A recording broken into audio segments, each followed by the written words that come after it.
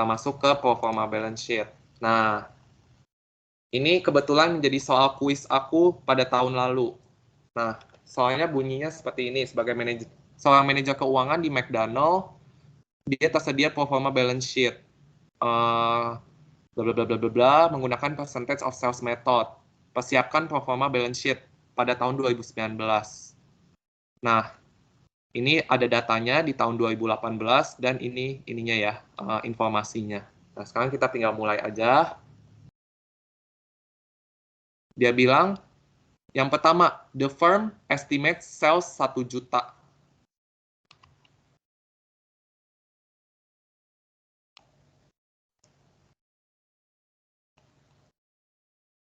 Sorry. Oh iya, salesnya 1 juta ya. Nah, habis itu, ini patokan kita nih, buat nanti menggunakan rumus yang ini. Buat menggunakan rumus yang ini nih, teman-teman. Yang sales pada income statement awal. Soalnya kalau misalkan di balance sheet, sales ini nggak dipakai, teman-teman. Karena kita cuma menggunakan cash, account receivable, inventory, liabilities and stockholders equity, dan teman-temannya gitu. Kita nggak menggunakan sales. Salesnya itu cuma dipakai pada income statement. Nah, Nah, tapi dia kasih tahu salesnya ini 1 juta. Nah, kita keep dulu sebagai patokan buat mencari si COGS atau operating expense atau interest expense-nya. Nah, seperti itu. Nah, selanjutnya penyataan yang ke B itu adalah cash balance-nya 25.000. Nah, tetap ya 25.000. Setelah itu, kita lihat pernyataan yang ketiga. Account receivable represent 15% of sales. Berarti account receivable-nya 15% dikali sales. Sales-nya kan tadi udah dikasih tahu tuh 1 juta. Berarti 15% kita kalikan dengan 1 juta. Nah, berarti 15% dikali 1 juta. Hasilnya adalah 150.000. Nah, lanjut kita lihat pernyataan yang ketiga. Keempat, sorry. Inventory represent 35% dari sales. Nah, inventory-nya berarti 35% dari sales. Berarti tinggal kali aja, 35% dikali 1 juta.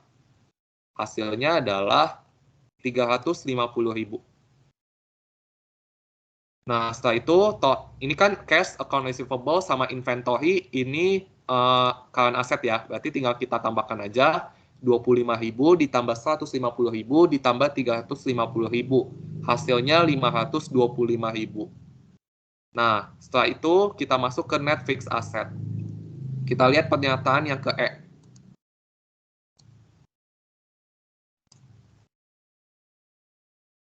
Nah, a new piece of mining equipment harganya 150.000 akan dibeli pada tahun 2019. Nah, ini kan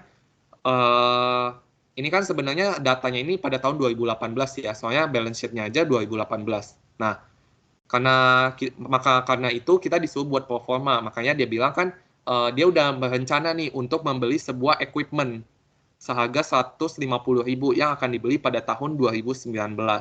Total depreciation-nya atau depresiasinya di tahun 2019 75.000. Nah, kita lihat nih di balance sheet yang 2018, net fixed asset-nya sebesar 500.000. Nah, berarti dia tuh udah punya equipment di tahun 2018 kan. Dia udah punya equipment atau barang yang kita nggak tahu, itu seharga 500.000. Tetapi dia bilang di sini, depresiasinya di tahun 2019 75.000. Nah, namanya kalau kita misalkan mau beli barang, pasti menyusut ya, atau terdepresiasi. Nah, berarti barang yang net fixed asset ini udah bukan lagi 500.000, teman-teman. Nah, udah bukan lagi 500.000, teman-teman, di tahun 2019. Karena udah terdepresiasi di tahun 2019. Akan terdepresiasi maksudnya. Nah, dia udah kasih tahu terdepresiasinya sebesar 75.000. Nah, ya berarti kita tinggal kurangkan aja 500.000 dikurang 75.000. Nah, tapi dia akan beli lagi equipment seharga 150.000. Berarti 500.000 dikurang 75.000 ditambah 150.000. Seperti itu. Hasilnya adalah 575.000. Gitu. Sama aja, 500.000 kurang 75, ini terdepresiasinya kita beli barang lagi sebesar 150.000. Seperti itu. Hasilnya 575.000. Nah, kalau kita tambahkan, total asetnya jadi 1.100.000. Seperti itu. Sampai sini ada yang mau ditanyakan?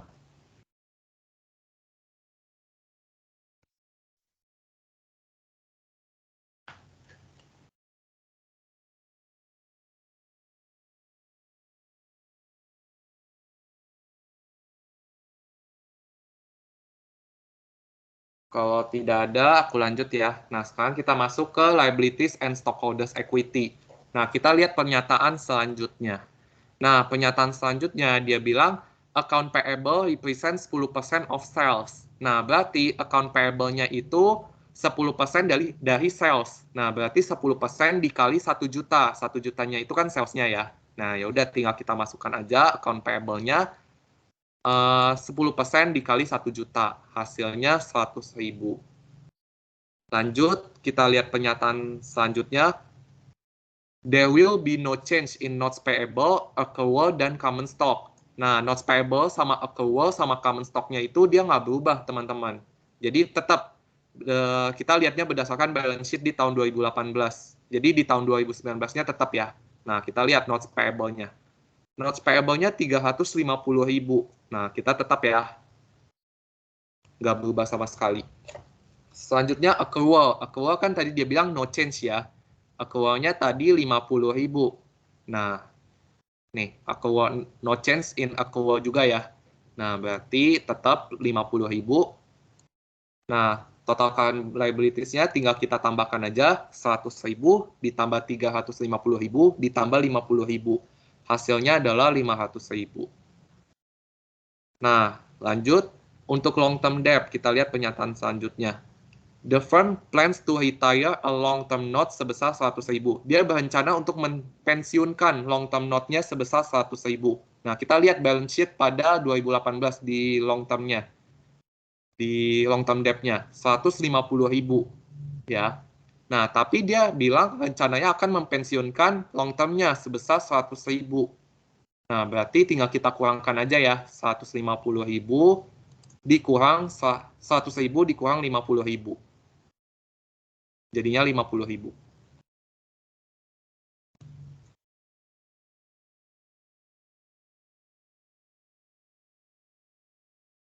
Nah, setelah itu, total liabilities-nya kita tinggal tambahkan aja. 500 tambah 50.000. 550.000.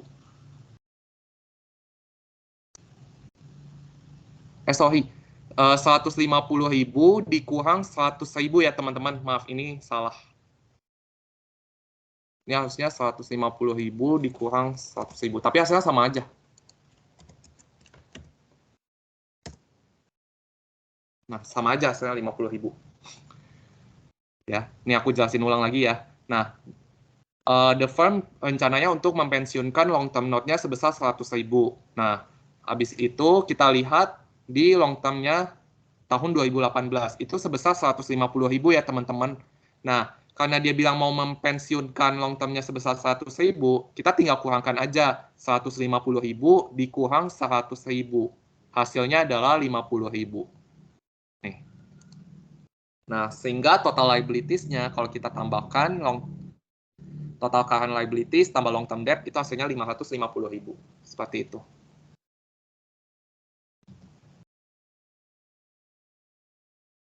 Sampai sini ada yang mau ditanyakan?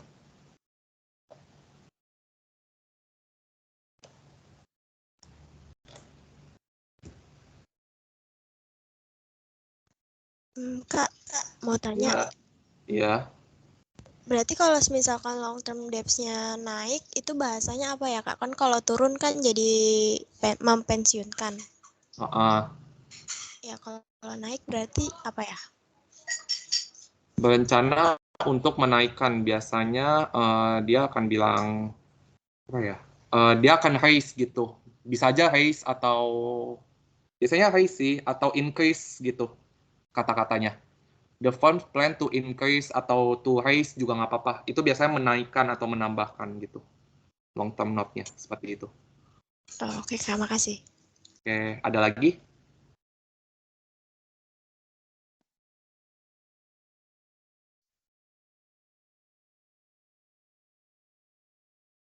Oke, kalau nggak ada kita lanjut ya. Nah, kita masuk ke stockholders equity. Kalau tadi kita udah ngomongin tentang liabilities, udah hasilnya 550.000. Kita sekarang ngomongin tentang stockholders equity. Nah, stockholders equity itu ada common stock, retained earning, dan lain sebagainya. Nah, common stock itu tadi kita lihat di penyataan dia nggak berubah ya, nggak berubah juga. Nah, common stock-nya itu kalau di tahun 2018 itu sebesar 180.000. ya. Nah, tetap habis itu retain earning. Nah, kalau tadi kalau kita buat income statement-nya, kan biasanya ada tulisan to retain earning. Nah, kita bisa tahu di sini to retain earning-nya. Tetapi karena di sini dia cuman bahas tentang balance sheet-nya aja, dan kita nggak tahu income statement-nya dan lain sebagainya macamnya gimana, retain earning-nya juga nggak dikasih tahu, kita harus cari teman-teman. Nah, carinya gimana? Yang pertama, laba bersih ditahan atau retain earning awal di tahun 2018 yang ini, yang balance sheet kita lihat nanti, ditambah laba bersih atau net profit margin-nya, dikurang dividen. Nah, laba bersih ditahan atau retain earning di awal itu kita bisa lihat 135.000 ya teman-teman. Nah, habis itu laba bersih. Nah, kita lihat pernyataan yang ini. Dia bilang dividennya 45.000 dan net profit margin-nya 4%. Dia cuma kasih tahu bentuk persentasenya aja 4%. Nah, kita harus mencari laba bersihnya. Caranya gimana? Kita tinggal kalikan dengan sales aja. 4% dikali sales 1 juta. Berarti 4% dikali 1 juta.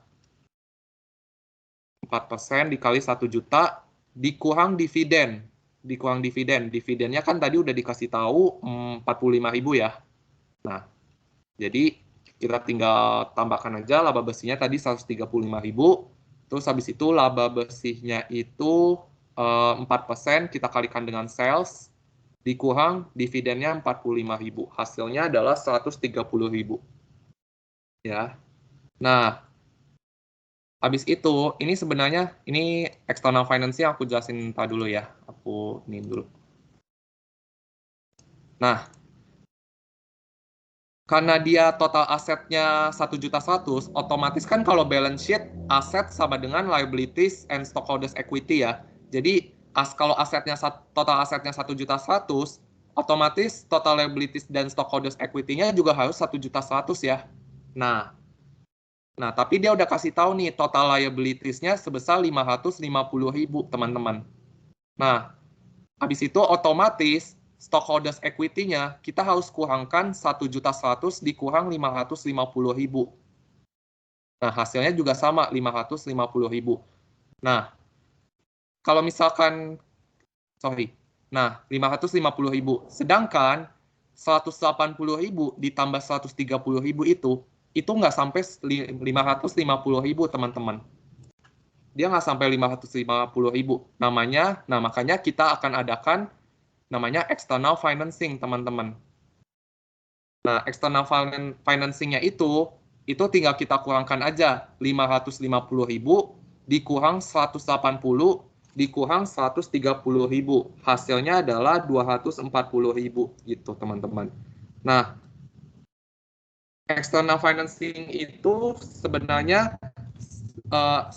bagi teman-teman yang bingung, external financing-nya itu apa sih? Itu pendanaan yang bersumber dari luar perusahaan, ya.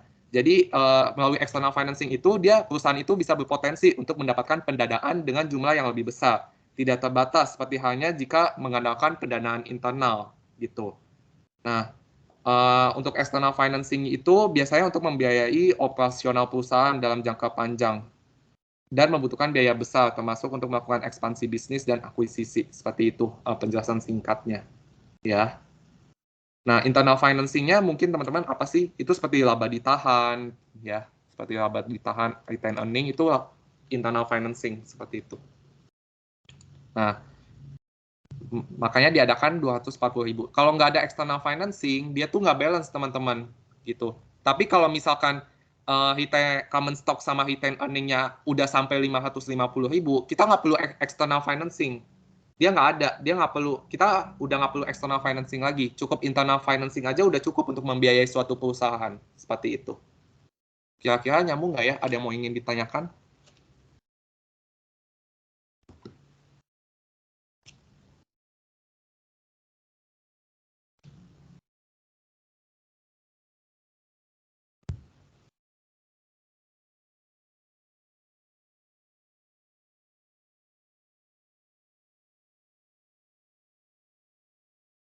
Bisa aku lanjutkan atau masih ada yang bingung atau ada yang mau ingin ditanyakan lagi?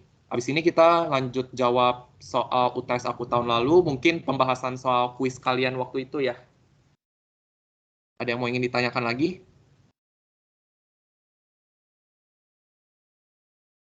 Bisa aku lanjut? Bisa, Kak. Bisa ya. Oke, untuk external financing dan lain-lainnya udah jelas ya. Nah, nanti akan kita bahas juga kok di ini soal kuis yang ini.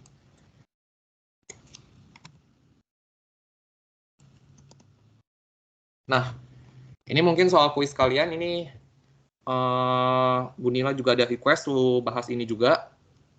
Nah, untuk soal tahun lalu ini ada PG 1-50 dan SI. SI-nya cuma satu nomor mengenai performa. Ada income statement dan balance sheet. Nah, income statement-nya ini, balance sheet-nya ini, dan ada penyataan juga. Seperti itu. Nah, ini udah aku pindahkan. Nah, kita bahas ke income statement-nya dulu. Kita baca soalnya. Di bawah ini ditunjukkan income statement dan balance sheet Westminster Abbey yang berakhir 31 Desember tahun 2020. Nah, ini udah aku pindahkan juga. Nah, ini penyataannya. Pertanyaannya adalah, dengan menggunakan percentage of sales, buatlah performa income statement menggunakan data fixed dan variable cost. Jadi, fixed dan variable cost-nya itu kita rombak atau kita breakdown seperti yang tadi. Nah, yang kedua kita pakai balance sheet. Yang C itu jika ada tunjukkan besarnya external financing. Jelaskan fungsi external financing ini. Nah, kita langsung masuk aja ke pro forma income statement. Nah, ini udah aku pindahkan income statement di tahun 2020. Sekarang kita disuruh buat pro forma keuangan di tahun 2021. Nah, di sini ada informasi tambahan. Barang A itu 2.500 unit dan barang B 3.800 unit. Nah, kita masuk aja ya. Kita masuk aja performanya. Nah, di sini sales revenue kita rombak. Ada barang tipe A dan barang tipe B gitu. Nah, barang tipe A kita lihat di sini. Penjualan barang tipe A diperkirakan 3.500 unit. Maaf. Penjualan barang tipe A diperkirakan menjadi 3.500 unit dengan harga yang tidak diubah. Nah, kita mau tahu nih harganya ini berapa sih pada tahun 2020? Nah, caranya gimana? Caranya kan dia bilang nih, barang tipe A 75.000. Nah, habis itu dia kasih tahu, barang A itu 2.500 unit. Nah, kita mau tahu harga satu unitnya berapa sih? Caranya gimana? 75.000 kita bagi dengan 2.500. Seperti itu. Ya. Nah, baru kita udah dapat nih harga satu unitnya. Nah, dia bilang lagi harganya tuh nggak berubah. Nah, berarti kita tetap ya 75.000 dibagi 2.500 dikali 3.500 unit. Nah, karena di tahun 2021 barang tipe A-nya itu menjadi 3.500 unit, teman-teman. Nah, berarti kita tinggal masukin aja 3.500 dikali 75.000 dibagi 2.500. Nih, 75.000 dibagi 2.500.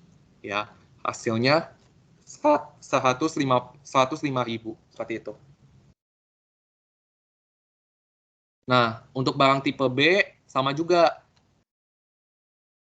Barang tipe B diperkirakan menjadi 3.600 unit dengan harga barang diturunkan 10%. Nah, kita juga sama aja nggak tahu nih harga barangnya berapa di tahun 2020. Nah, caranya gimana? Berarti 95.000 kita bagi dengan 3.800. Nah, 95.000 dibagi 3.800. Nah, habis itu kita kalikan dengan 90%. Nah, kenapa? Karena kan dia bilang harga barang itu kan diturunkan sebesar 10%. Nah, kalau misalkan harga itu nggak berubah, itu kan 100%. 100% itu kan sama aja 1 ya, teman-teman. 100%, berarti 100 dibagi 100, hasilnya 1. Nah, sedangkan dia bilang harga barang itu diturunkan sebesar 10%. Nah, berarti kalau dia bilang diturunkan, berarti tinggal kurangin aja dari awalnya. Awalnya kan 100%. Berarti 100% dikurang 10%. Hasilnya adalah 90%. Nah, kita kali dengan 3.600 unit. Ya, hasilnya adalah 81.000. Nah, kalau misalkan kita tambahkan 105.000 ditambah 81.000, hasilnya adalah 186.000 gitu. Sampai sini ada yang mau ditanyakan?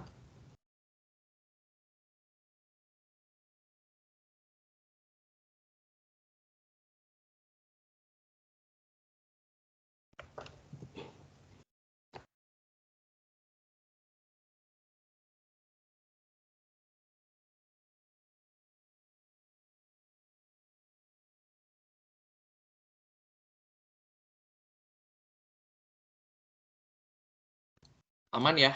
Atau gimana, bisa aku lanjut? Lanjut, Kak. Oke, kita masuk ke yang kedua, COGS. Nah, COGS-nya kan dia bilang nih, dia bilang menggunakan data fixed dan variable cost. Kita disuruh breakdown atau disuruh rombak. Nah, kita lihat cash balance-nya itu harus dipertahankan sebesar 20% marketable. Nah, ini kiranya ke bawah ini itu buat balance sheet deh kayaknya. Nah, sekarang kita masuk ke COGS. Nah, di sini tuh dia nggak bilang mengenai tentang si COGS. Yang pertama kita lihat ya, cash balance, enggak ya. Marketable security, enggak. Account receivable, enggak. Inventory, enggak. Depresiasi mesin, enggak. Account payable, tax payable, notes payable, other current liabilities, long term debt, common stock, dan cash dividend itu nggak berhubungan dengan COGS ya. Nah, sekarang kita, karena dia nggak kasih tahu, berarti kita pakai rumus yang tadi nih. Nih, udah aku pindahkan juga nih ke sini. Ya, COGS pada income statement awal dibagi sales pada income statement awal, kita kali sales pada pro forma income statement. Ini aku gedein lagi ya. Nah, COGS pada income statement awal dibagi sales pada income statement awal dikali sales pada pro forma income statement. Nah, COG, karena dia minta di breakdown, otomatis COGS-nya kita ganti teman-teman jadi fixed cost. Fixed cost pada income statement awal, kita bagi dengan sales pada income statement awal, kita kali sales pada pro forma income statement. Nah, kita langsung mulai aja, fixed cost-nya kan dia kasih tahu 17.000 nih. 17.000 dibagi dengan sales pada income statement awal. Sales pada income statement awal tuh 170.000. Jangan dilihat dari barang tipe A ya, seolah-olah kayak fixed cost nih paling atas, kita lihatnya di barang tipe A 75.000. Salah ya, kita tetap lihatnya di hasil keseluruhan 170.000. Barang tipe A ini nggak ada hubungan dengan fixed dan variable cost ya. Hati-hati aja, nggak apa-apa. Nah, berarti 17.000 dibagi 170.000. Nah, dikali dengan sales pada pro forma income statement. Nah, salesnya juga yang keseluruhan 186.000 ini. Nah, berarti 17.000 sebagai fixed cost pada income statement awal dibagi sales pada income statement awal sebesar 1.700.000. 1 juta, sorry, tadi 170.000 dikali sales pada pro forma income statement. Nah, sales pada performa income statement-nya itu 186.000. Hasilnya adalah 18.600. Lalu yang kedua ada variable cost. Nah, ini juga sama. COGS-nya kita ganti jadi variable cost. Berarti variable cost pada income statement awal, kita lihat, ini sebagai 85.000 dibagi dengan sales pada income statement awal. Sales pada income statement awal 170.000. Ya, dikali dengan sales pada pro forma income statement sebesar 186.000 atau F34 itu 186.000. Hasilnya kalau misalkan di Excel itu hasilnya 93.000. Nah, habis itu kita tambahkan 18.600 ditambah 93.000. Hasilnya adalah 111.600. Nah, setelah itu kita tinggal kurangkan 186.000 dikurang 111.600. Itu gross profit-nya 74.400. Nah, setelah itu kita masuk ke operating expense. Nah, operating expense-nya ini dia nggak bilang ya teman-teman ada fixed expense atau variable expense, nggak ada ya. Nah, tapi yang dirombak COGS dengan interest expense. Operating expense-nya tetap. Ya udah, berarti kita pakai rumus yang biasa aja. Operating expense pada income statement awal, ya, operating expense pada income statement awal itu sebesar 10.200, ya, dibagi dengan sales pada income statement awal. Sales pada income statement awalnya itu 170.000. Nah, habis itu kita kali dengan sales pada pro forma income statement 186.000. Hasilnya adalah 11.160.000. 11.160 seperti itu. Nah, habis itu tinggal kita kurangkan lagi menjadi operating profit. Jadi 63.240 seperti itu. Nah, lanjut interest expense. Nah, interest expense ini kan tadi kalau kita lihat di rombak ya atau di breakdown ada fixed cost dan variable cost. Nah, kita lihat lagi nih rumus yang ini. interest expense sama dengan interest expense pada income statement awal. Nah, kita rubah jadi fixed cost, tapi di interest expense di income statement awal. Fixed cost di interest expense di income statement awalnya itu kan 6.800. Ya. 6.800 dibagi dengan sales pada income statement awal 170.000. Kita kalikan lagi dengan sales pada pro forma income statement itu sebesar 186.000. Hasilnya adalah 7.440. Nah, lalu yang kedua variable cost. Nah, variable cost-nya juga sama, interest expense-nya kita ubah jadi variable cost di interest expense pada income statement awal. Kita lihat variable cost-nya 13.600 ya. 13.600 dibagi sales pada income statement awal itu sebesar 170.000. Nah, habis itu kita kalikan dengan sales pada pro forma income statement. Sales pada pro forma income statement 186.000. Hasilnya 14.880.000. Nah, habis itu kita tambahkan menjadi 22.320.000. Nah, setelah itu net profit before tax-nya itu operating profit 63.240.000 ini kita kurangkan dengan 22.320 yang tadi kita tambahkan fixed cost dan variable cost di interest expense. Jadinya 40.920. Nah, habis itu tax-nya itu 25%. Nah, kita lihat di sini kan tax-nya 25%. Kita sesuaiin aja untuk performanya. Tetap aja tax-nya 25%.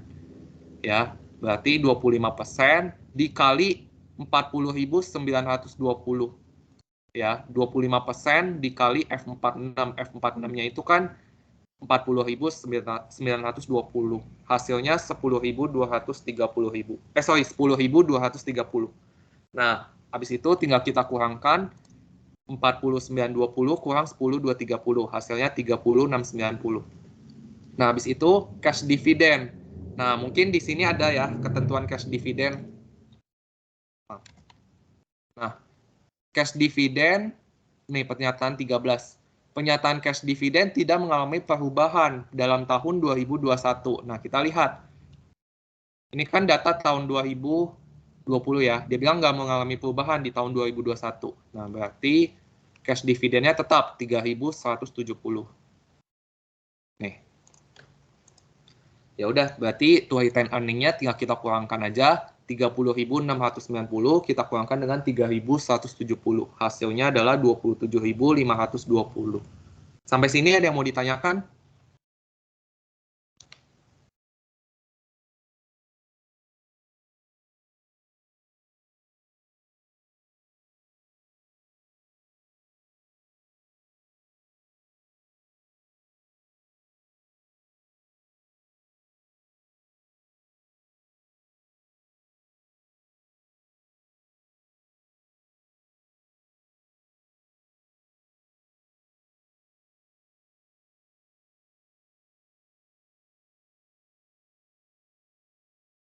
Ada yang ingin ditanyakan kira-kira? Nggak apa-apa, ditanyakan aja.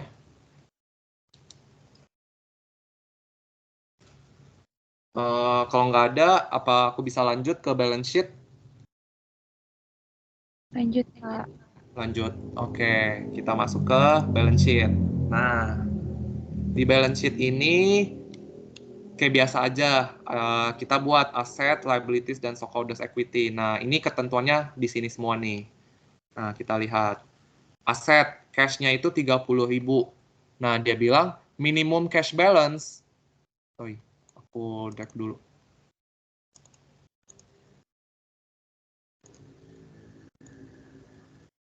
Minimum cash balance yang harus dipertahankan sebesar 20% lebih besar dari cash saat ini. Nah, kalau misalkan ada kata-kata diturunkan, dibesarkan, atau lebih besar, atau lebih kecil, atau mengalami kenaikan, atau mengalami penurunan, pasti base-nya itu 100%. Ya, kalau misalkan lebih besar, atau mengalami kenaikan, atau diperbesar, atau mengalami kenaikan, dan segala macam, itu kita tambahkan 100% ditambah 20%. Nah, dia bilang kan harus dipertahankan sebesar 20% lebih besar. Nah, kalau tadi kan diturunkan, berarti 100% dikurang 10% kan tadi jadi 90%. Nah, kalau ini karena dia mintanya 20% lebih besar, berarti 120% teman-teman dari cash saat ini atau cash pada tahun 2020. Cash pada tahun 2020 ini 25.000 ya teman-teman. Nah, berarti bisa kita simpulkan 120% dikali 25.000. Hasilnya adalah 30.000. Nah, lanjut kita ke marketable security. Marketable security diperkirakan akan menjadi 15.000. Nah, 15.000 tetap. Nah, selanjutnya account receivable. Diperkirakan akan sebesar 20% dari total penjualan. Nah, kalau ini beda. Dia bilang 20% dari total penjualan atau 20% dari sales. Nah, 20% dari sales. Nah, kita lihat salesnya itu pada income statement. Nah, sales pada income statement kan 186.000. Berarti untuk account receivable-nya 20% dikali 186.000. Ya, 20% dikali 186.000. Hasilnya 37.200. Gitu. Selanjutnya inventory. Diperkirakan besarnya inventory akan mengalami kenaikan. Nah, kalau mengalami kenaikan, kalau tadi aku bilang, kita base-nya itu 100%. Nah, dia bilang mengalami kenaikan, berarti 100% ditambah 60%. Berarti 160% dikali inventory yang tahun kemarin. Inventory tahun kemarin itu 27.000. Hasilnya 43.200. Nah, pintar-pintar baca soal aja ya teman-teman. Kalau misalkan tadi aku bilang, kalau misalkan diperkirakan lebih besar, mengalami kenaikan, mengalami penurunan, lebih kecil, itu base-nya itu 100%. Kalau misalkan lebih besar atau mengalami kenaikan, itu pasti ditambah. 100% ditambah berapa tuh? Kalau misalkan lebih besar, 20%. Ya, berarti 120%. Terus mengalami kenaikan, berarti 100% ditambah 60%. Atau mengalami penurunan, itu dikurang. Gitu. Nih, kayak gini, mengalami penurunan, berarti 100% dikurang 50%. Seperti itu. Nah, tapi bedanya kalau misalkan 20% dari total penjualan, ya berarti 20% dikali sales, seperti itu. Gitu. Nah, lanjut. Inventory tadi udah ya, mengalami kenaikan 160% dikali 27.000. 27.000 inventory pada tahun kemarin. Ya. Nah, setelah itu, total current asetnya tinggal kita tambahkan aja. Ya, kita sum dari cash sampai inventory. Berarti 125.400. Nah, selanjutnya net fixed asset. Nah, ini pada pernyataan ke-6 ya. Kita lihat lagi nih net fixed. Kita baca dulu deh. Besarnya depresiasi mesin pada tahun 2021 sebesar 12.000 dan akan dibeli mesin baru diperkirakan harganya 42.500. Nah, kita lihat net fixed asset pada tahun kemarin. Nah, net fixed asset pada tahun kemarin kan 80.000.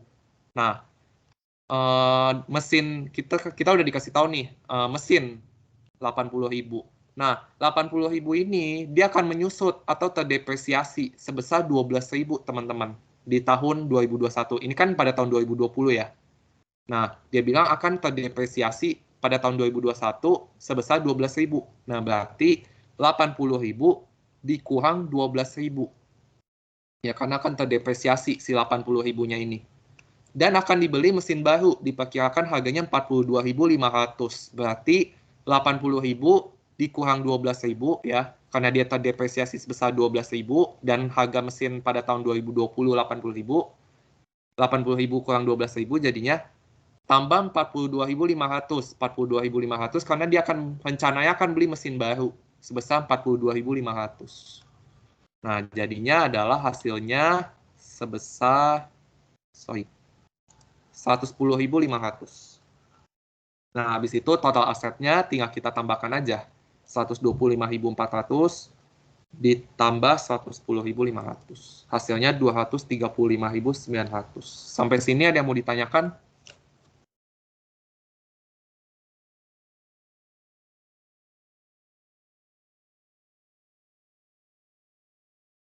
Kak, tadi total nomor 4 Iya. itu total penjualannya diambil dari mana? Kenapa, sorry? Yang total penjualannya, Kak. Total Kan penjualan. yang Oh, total penjualan kita lihat dari sales revenue pada income statement. Nih, 186.000 ini. yang udah pro formanya ya, Kak. Yang udah di proforma. pada total penjualan. Kita lihatnya pada yang ini, yang udah di performa. Jangan lihat yang ini ya, yang ini, yang awal, jangan. Karena kita lagi, yang balance sheet ini, kita lagi ngomongin si performanya juga. Gitu. Kira-kira menjawab? Thank you, Kak. Oke, sip. Ada lagi?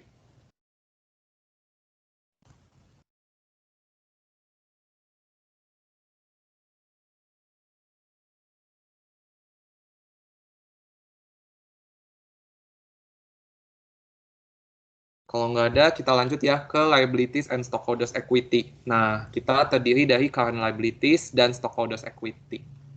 Nah, current liabilities-nya ada account payable. Nah, kita lihat account payable pada tahun 2021 diperkirakan akan mengalami penurunan. Nah, kalau tadi aku bilang base-nya itu kalau mengalami penurunan 100%. Tapi kalau dia mengalami penurunan, kita kurangkan dengan 50%.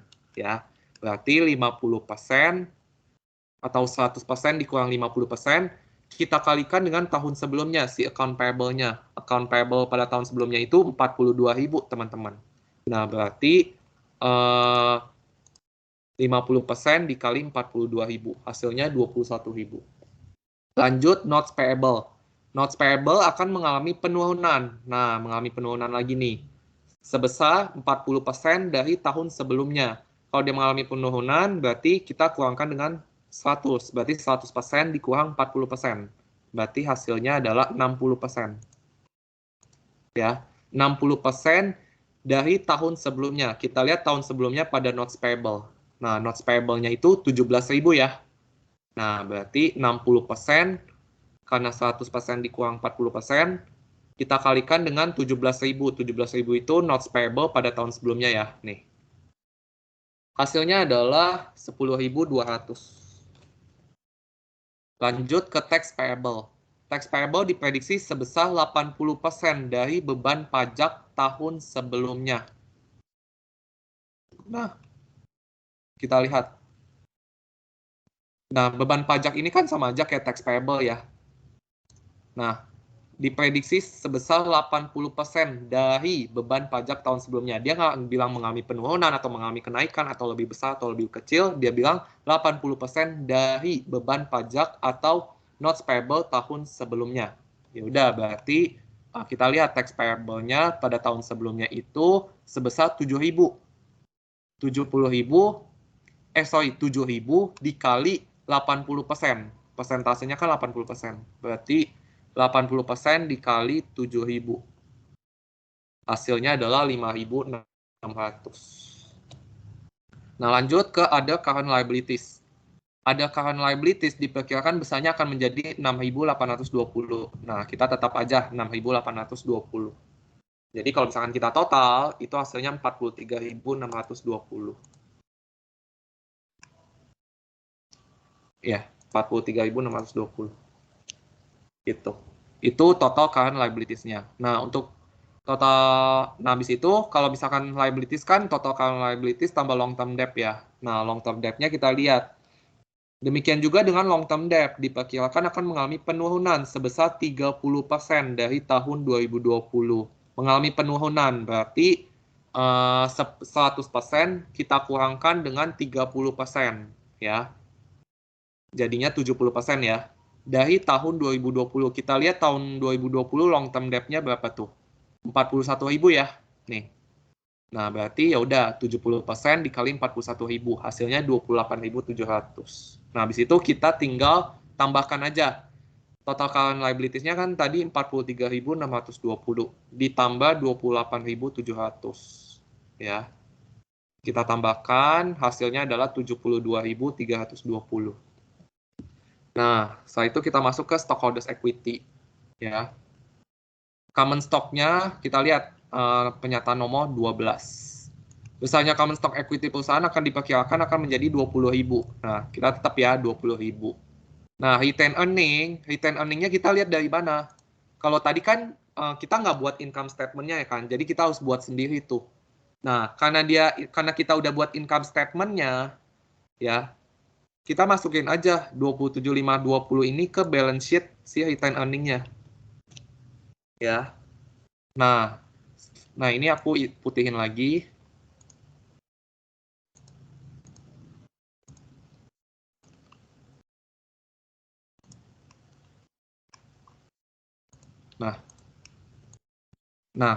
Asetnya kan tadi 235.900 kan.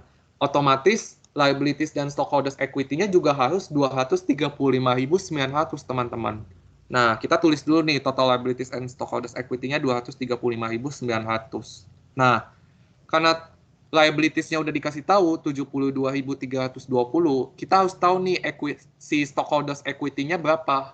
Nah, berarti tinggal kita kurangkan aja 235.900 dikurang 72.320, hasilnya adalah 163.580. Nah, sedangkan common stock ditambah retained earning itu hasilnya nggak sampai 163.580. Dan pasti di proforma lain itu pasti hasilnya tuh nggak balance. Makanya tiap di proforma itu adanya namanya external financing, teman-teman. Ya. Nah, habis itu external financing-nya berapa? Tinggal kita kurangkan aja 163.580 dikurang 20.000 dikurang 27.520. Hasilnya adalah 116.060 perak gitu. Ya, udah sih sampai sini. Setelah itu yang pertanyaan C, jika ada tunjukkanlah besar external financing. Ada, hasilnya 116.060 perak. Jelaskan fungsi eksternal financing itu. Yang tadi aku udah jelaskan, dia itu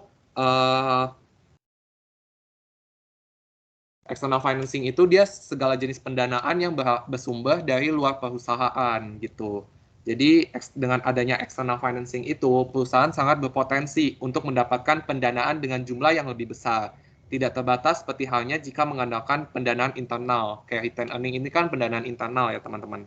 Jadi umumnya tuh perusahaan akan mencari external financing untuk membiayai operasional perusahaan dalam jangka panjang. Nah, jadi perusahaan tuh harus mencari external financing-nya ini sebesar 116.060 ini buat membalancekan dia. Ya, itu fungsinya yang pertama. Yang kedua ya tentunya untuk membalancekan ya keduanya. Udah sih sampai sini untuk soal-soal latihannya. Kira-kira ada yang ingin ditanyakan lagi?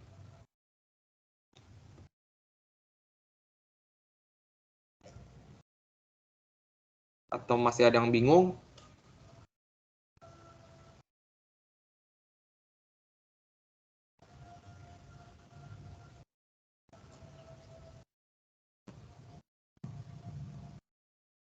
Kira-kira ada yang ingin ditanyakan lagi atau gimana? Masih ada waktu sih. Nanti aku akhirin sekitar 15.30 sampai 15.45 ya. Mungkin kalian masih ada yang mau kelas atau ada yang masih mau ikut mentoring mata kuliah lainnya. Aku akan stop di 15.30 atau 15.45. Nah, sampai sini ada yang ingin ditanyakan lagi? Kok sorry mau nanya kok. Iya, silakan. Itu yang nanti di Word-nya boleh di-share nggak kok? Iya, nanti aku share. Nanti rangkuman chapter 1 dan chapter 2-nya juga aku ada tulis yang mengenai teori. Itu aku udah buat, nanti aku share juga. Nah, itu mungkin bagian mungkin yang aku catat ini mungkin sering keluar karena waktu itu ini sih yang rangkumannya aku catat ini lumayan sering keluar. Masih kok. Kok di-share aja kok. Share aja semuanya kok. Kenapa? Di-share-kan aja semuanya kok. Oh ya, siap. Nah, Oke. thank you kok. Iya, siap. Nah, untuk chapter 3, nah ini aku jelasin dulu. Nah, ini tuh biasa yang account name ini biasa keluar nih di PG teman-teman. Nah, biasanya ditanya account receivable itu biasa di apa? Biasanya tipe account-nya tuh apa nih? Aku udah kasih tahu semua. BS itu balance sheet, CA itu current asset nih, ada notes-nya udah aku kasih tahu semua. Tinggal kalian cari-cari aja ya. Terus yang kedua, ini rumus-rumusnya. Ini sengaja rumus-rumusnya aku taruh paling halaman awal-awal ya, biar kalian kalau misalkan nanti ujian bisa lihatnya nggak usah scroll-scroll lagi, udah langsung di halaman pertama aja. Nah, ini juga biasa keluar di PG sih, kalau rumus-rumus kayak gini, biasa rumus ini apa gitu. Ya, ini untuk tambahannya, total liquidity ratio, total liquid asset dibagi total current debt. Terus ini juga sama, average collection period, account receivable dibagi average sales per day, atau average sales per day itu annual sales dibagi 365. Habis itu, ini juga sama, average payment period, account payable dibagi average purchase per day. Average purchase per day itu annual purchase dibagi 365. Ya. return on equity-nya juga dapat ROE, itu bisa juga dirumuskan net profit after tax dibagi total liabilities and equity. Habis itu fixed payment coverage ratio itu kemampuan perusahaan untuk membayar kewajibannya, rumusnya ini. Habis itu gross profit sales dikurang COGS. Nah, operating profit itu nama lainnya dari EBIT ya. Habis itu rumus book value per share of common stock itu bisa juga total common stock equity dibagi number of share of common stock outstanding, atau ROA, ROE juga sama, earnings available for common stockholder dibagi sales dikali sales dibagi total aset. ROE juga sama, earnings available for common stockholders dibagi total assets dikali total assets dibagi common stock equity. Nah, ini chapter 3-nya. Ini kalian bisa baca sendiri, ini teorinya udah aku rangkum juga. Nah, untuk chapter 4, ini biasanya keluar teman-teman, atau yang ini. Biasanya kalau untuk 3 tahun ini untuk apa? Metode penyusutan MACRS itu kalau misalkan 3 tahun untuk apa aja gitu. Ini udah aku kasih tahu semua. Nah, ini juga biasa ditanya kalau misalkan metode 3 tahun, untuk tahun ketiga itu berapa persen? Nah, ini 15% ya jawabannya teman-teman. Nah, MACRS misalkan 5 tahun, pada tahun kelima dia tuh berapa persen sih? Nah, 12% jawabannya ya, gitu. Terus habis itu, ini juga untuk menjawab MACRS, kalian tinggal kali aja. Nah, misalkan dia bilang kan komputer harganya 65.000 dan habis itu menggunakan depresiasi sebesar depresiasi 5 tahun.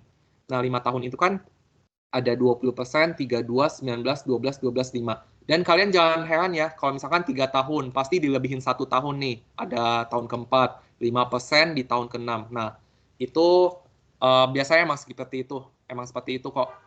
Nanti kalian akan lanjutin lebih lengkap, lebih detailnya di MKL nanti semester selanjutnya. Kenapa bisa kayak gitu. Nah, habis itu kalian tinggal iniin aja recovery bayarnya. Nah, untuk tahun 1 sampai 6 kalian tinggal kaliin aja 20% dikali 65.000 nih, karena harga komputernya kan 65.000. 20% dikali 65.000, 32% kali 65.000 dan seterusnya, ya. Nah, pasti hasilnya kalau kita total itu hasilnya sama 65.000 gitu. Nah, ini juga nih, ini pasti keluar di PG. Nggak tahu sih kalau tahun aku sih keluar ya. Nah, cash flow nah ini sih yang lebih keluar. Misalkan inflow, salah satu contoh inflow apa aja sih? A, aset turun. B, hutang turun, net loss after tax, membayar dividen. Nah, jawabannya adalah aset turun ya, teman-teman. Gitu. Biasanya ada sih di PG. Ini pasti sering di soal kuis, di soal UTS, pasti keluar. Kalau di tahun aku dulu ya, sama Bu Nila. Nah, setelah itu, ini juga sama aja. Nah, ini aku akan jelasin lagi, ada operating cash flow. Nah, operating cash flow ini sama dengan rumusnya EBIT dikali 1 min tax, ditambah depresiasi. Atau OCF sama dengan NOPAT ditambah depresiasi. Ya, NOPAT itu EBIT dikali 1 min tax ya. Nah, kita lihat contohnya. Star Industry has published its annual account. Sales-nya 3.500.000. COGS-nya 2.300.000, operating expense-nya 420.000. Depresiasi expense-nya 240.000. Terus habis itu tax-nya 30%, hitunglah operating cash flow-nya. Nah, kita bisa masukin aja EBIT sama dengan sales dikurang COGS dikurang operating expense ya. Kan rumusnya OCF sama dengan EBIT dikali 1 min tax ditambah depresiasi ya.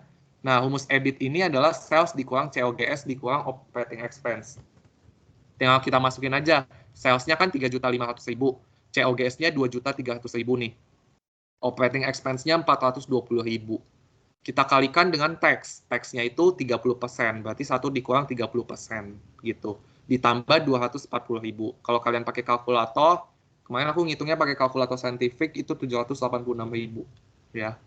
Nah, habis itu ya rumusnya tinggal kayak gini doang sih. Habis itu ada free cash flow atau uang yang tersedia atau uang menganggur, uang yang ada untuk membayar hutang.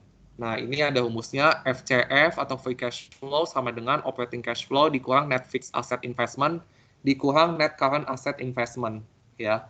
Rumus NFI atau net fixed asset investment itu change in net fixed asset ditambah depresiasi, atau net current asset investment atau NCI itu change in current asset dikurang change in account payable plus accrual. Ini contoh soalnya.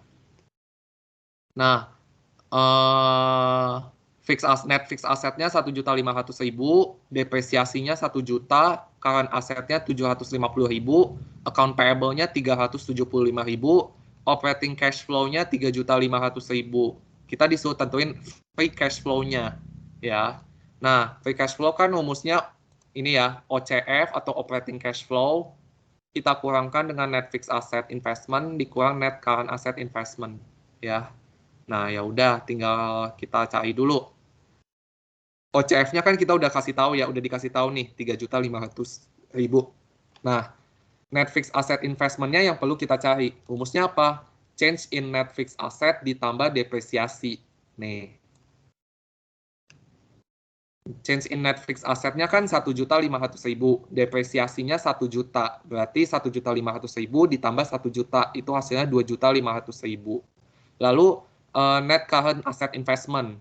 Rumusnya adalah change in current assets dikurang change in account payable plus accrual. Change in current assets-nya itu 750.000.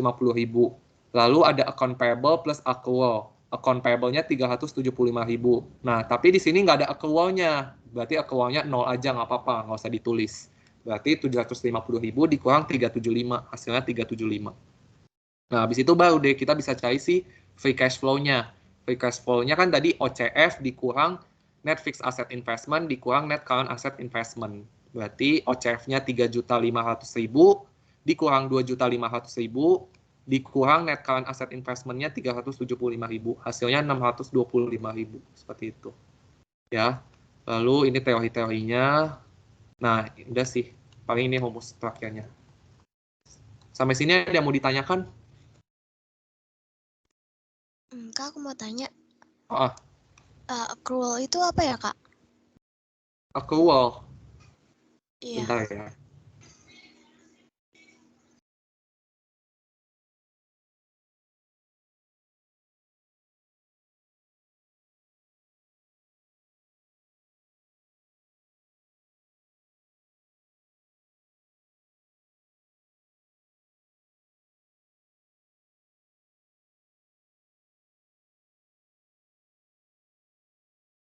Oh, accrual itu beban yang masih harus dibayar, Tantri. Oh, oke, Kak. Terus untuk esainya itu tahun lalu cuma performa income statement sama balance sheet doang ya? Atau Iya, ada? kalau tahu. Iya, cuman itu doang. Sisanya PG 1 sampai 50. Oh, 1 sampai 50. Itu berarti tulis tangan ya esainya? Saya tulis tangan. Oh, oke Kak, makasih. Nggak tahu sih ya, kalau waktu itu aku sama Bu Nila dibolehin pakai Excel. Cuman nggak tahu deh kalau tahun kalian gimana. Oke, Kak. Tergantung dosen sih. Biasanya rata-rata tulis tangan.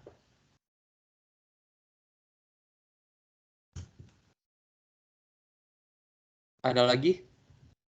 Nah, untuk UAS-nya nanti kalau tahun aku kemarin ya, itu 100 nomor PG kalau nggak salah.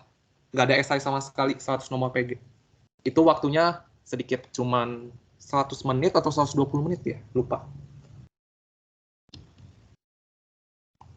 Kalau untuk UAS nanti, itu PG. PG semua.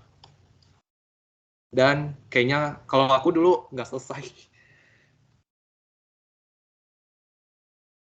Ada lagi?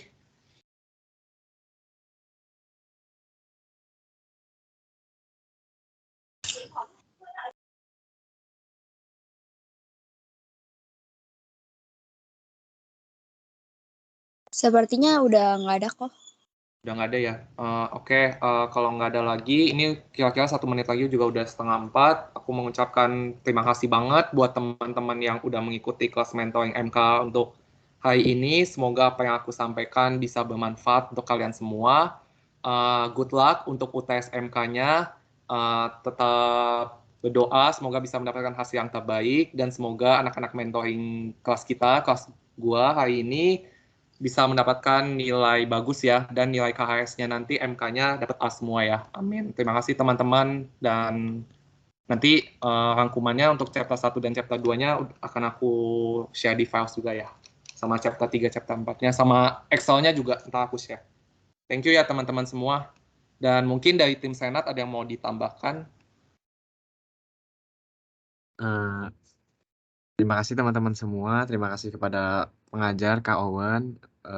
Untuk selanjutnya teman-teman semua jangan lupa isi absensi, kuesioner dan SK ya. Terima kasih. Udah boleh live ya teman-teman. Terima kasih. Masih Kak. Terima kasih, Kak. Makasih.